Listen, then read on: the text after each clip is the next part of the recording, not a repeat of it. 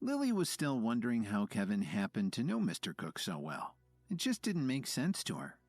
After expressing her doubts to her husband, Lily paused for a moment and picked up the remote control to turn on the TV. What kind of person is Mr. Cook anyway? Why would such an important man have the time to chat with you for so long? Kevin shrugged in reply. He really couldn't tell her. Not yet. Go and make me some spaghetti, would you? I haven't had dinner yet. Lily turned on a popular reality show and watched it while she swiped through some social media posts on her phone. Kevin answered, Sure, Lily. Then he turned around and headed into the kitchen. He had just put the pasta in the boiling water when Dorothy got home. She saw Kevin cooking in the kitchen and she remembered what Kevin had said to her on the phone earlier in the day. Her expression turned very serious. Damn it! Dorothy groaned. Seeing that Kevin hadn't responded to her, Dorothy kicked off her dress shoes and stomped across the room to sit down next to Lily. Lily gave her a puzzled look. What's wrong? You look like you're mad at someone. Dorothy replied, Who else could it be? Someone here doesn't know how to show gratitude. Dorothy motioned with her eyes towards the kitchen and Lily immediately understood. Kevin had probably done something else to piss her off. Lily leaned in toward her mother and whispered, What's the matter? You can tell me, Mom. I'll have a talk with him if it helps. Dorothy noticed that Lily was whispering so Kevin wouldn't hear. Until recently, she didn't seem to care what her husband thought. But Dorothy also realized that it was thanks to Kevin that Lily's company's financial crisis had been resolved so quickly. Sighing, Dorothy patted her daughter on the hand. It's because the in vitro didn't work. I'm guessing that his family has some kind of genetic issue. I mentioned this to him and I asked him to bring his parents in for a checkup. Dorothy shot an irritated look towards the kitchen as she spoke. Kevin told me that he wanted to do a checkup along with everyone else. What did he mean by that?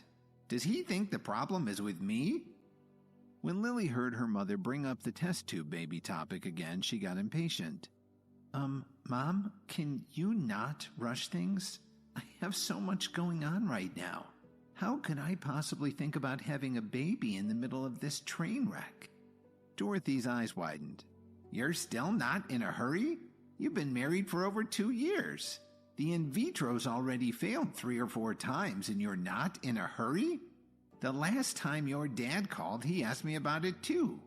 If you're not in a hurry, then you can tell your dad the next time he calls. I don't want to have to talk to him about it again. Not until you have some good news. Let's not talk about this right now. As soon as Lily finished talking, Kevin walked out of the kitchen with a big platter of spaghetti and meatballs. She watched Kevin put the pasta on the table and then bring out some plates and Parmesan cheese. Lily ignored Dorothy's sour expression and said to Kevin, You don't need to bring your parents here tomorrow. We can talk about the checkup later. Hearing her daughter say this, Dorothy grunted and stood up to go to her room. Kevin smiled at her. Okay, whatever you say, Lily. After eating and then cleaning up, Lily lay down on the bed.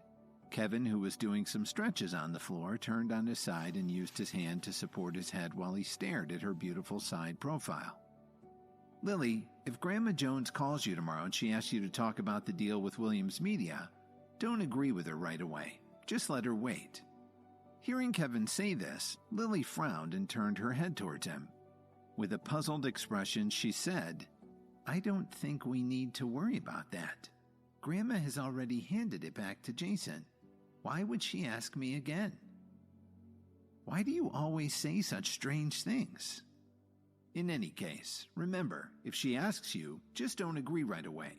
Promise me you'll sleep on it. Kevin didn't worry about Lily's impatient tone.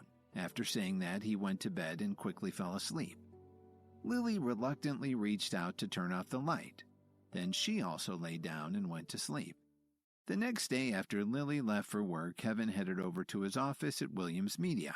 This was the life. Kevin really liked being a CEO. Since Miss Wilson was such an organized chief of staff, all that Kevin had to do all day was drink lattes, read a little, and sign contracts. Miss Wilson knocked on the door and walked in. Mr. President, The Jones family has sent someone over to discuss their arrangement with us. It's a woman named Matilda Jones."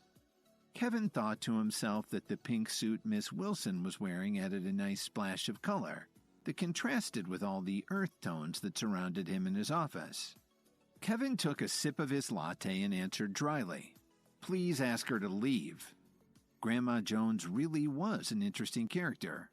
He had clearly told her to send Lily, but instead she had sent Matilda to discuss their partnership. What was that all about? Like Jason, Matilda was also one of the favorites in the Jones family, and she definitely wasn't used to being told no. In any case, she wasn't prepared for the embarrassment of being asked to leave the Williams Media corporate offices without seeing the CEO. When Matilda returned to Grandma Jones, she told her what had happened. Her grandmother was really pissed off at the news, but she reluctantly agreed that it was time to call Lily. Lily and Dorothy were out shopping on Michigan Avenue while all of this was going on. Because her husband was coming back from an overseas trip in a couple of days, Dorothy wanted to find a nice outfit to wear to welcome him home. While they were looking at Gucci's in one of the stores, Lily heard her phone ringing inside her purse. She pulled it out and was surprised to see that Grandma Jones was calling. She and Dorothy looked at each other for a second before Lily answered. She put the call on speaker. "Hello, Grandma?" On the other end, Grandma Jones sounded a little awkward.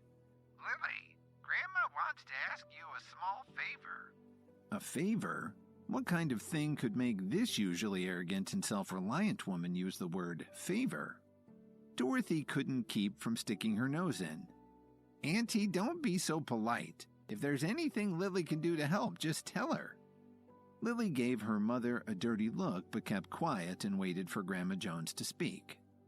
"It's about the partnership with Williams Media. I plan to let Lily handle it. She needs to go over there again tomorrow to meet with them in person.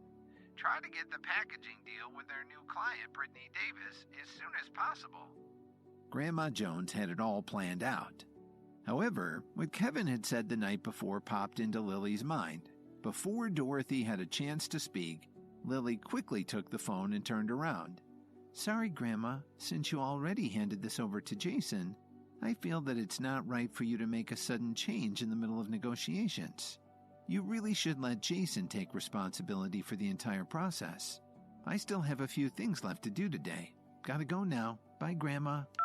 Lily hung up the phone abruptly. Dorothy looked at her daughter in disbelief.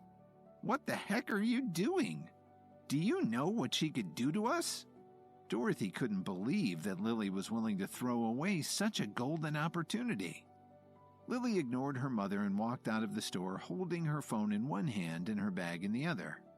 Dorothy wanted to follow her out, but she was still trying on clothes and didn't want to set off the security alarm and be accused of shoplifting. She stamped her foot in frustration.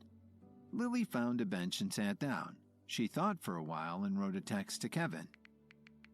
Kevin had just gotten a call from his friend Cook and was planning to have lunch with him. But before he put down his phone, he saw Lily's message. "Grandma Jones just called. She said she wanted to let me take charge of Williams Media. I turned her down. What should I do next?" Kevin grinned.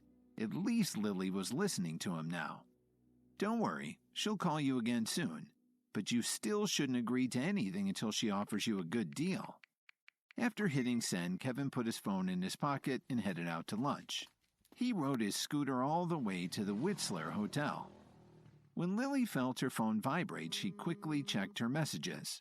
When she saw Kevin's text, she felt a lot more at ease. On the other side of town, Kevin arrived at the Whistler Hotel and was happy to see that Cook already had a table full of food waiting for him. "Hi, Kevin. Have a seat." Cook pulled out a chair for his friend and sat down next to him. He nodded to one of his assistants, one of the men in dark suits who usually followed him around. The man walked over to them with a covered tray. Kevin smiled as Cook opened the silver lid and took out a small velvet box. He was acting very mysterious. After his assistant walked away, Cook quietly put the box in front of Kevin. "I prepared this especially for you. It's a valuable item that I've kept for almost 4 years now." "Mitch, you've already given me a wonderful gift. I just can't accept anything else. Kevin politely pushed the box across the table back to Cook.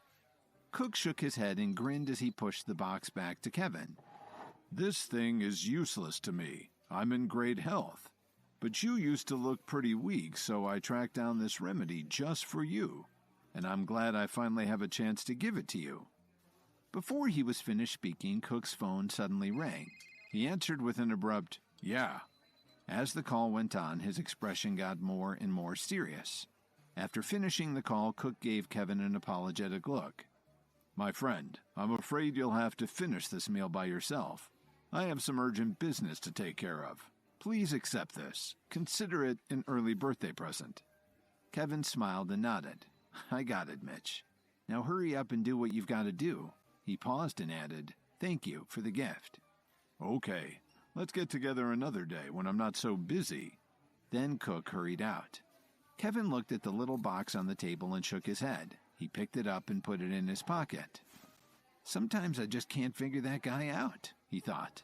Then he turned his attention to the delicious meal in front of him. Since he was now eating alone, he didn't have to watch his manners.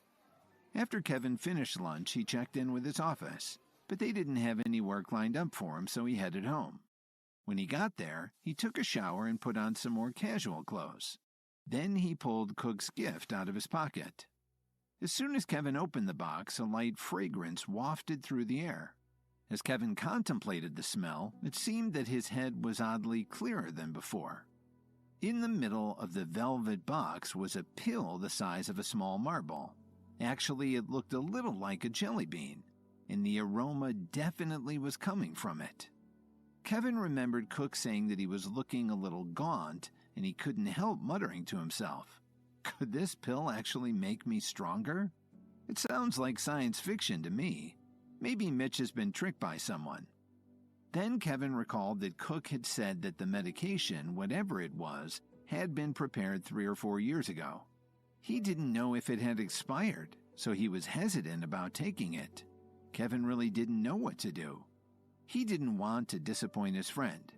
But was that a good reason to take a 4-year-old pill? On the other hand, he did find the aroma somehow relaxing and enticing. Kevin finally decided to take the pill. He placed it in his mouth and reached for a glass of water to help him swallow it. Before Kevin could drink the water, the pill seemed to melt in his mouth, and then it flowed down his throat. Kevin furrowed his brow. He was a little worried and began to regret what he'd just done.